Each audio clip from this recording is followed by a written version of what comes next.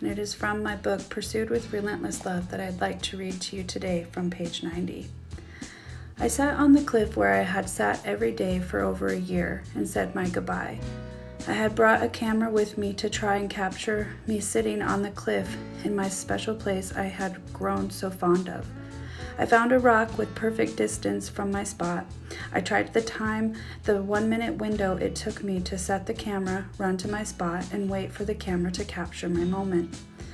I earnestly made many attempts, but was having no luck capturing me in the photo, so I gave up in discouragement and sat down on my rock. As I sat there for a few moments, I was startled by a voice that came from behind me. "Hello," he said. "Hello," I said. I was wondering where in the world this guy came from. He said, "I noticed you trying to take a picture and was wondering if you wanted me to take it for you."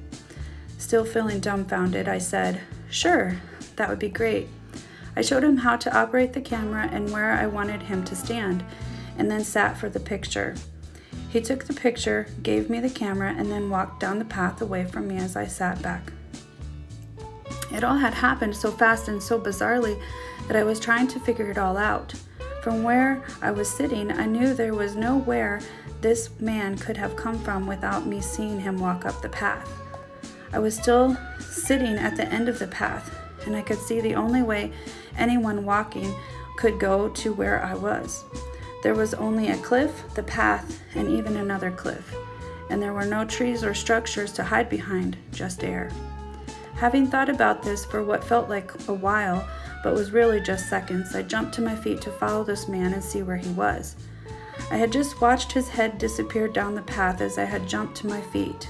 As I ran down the path toward him, he was gone.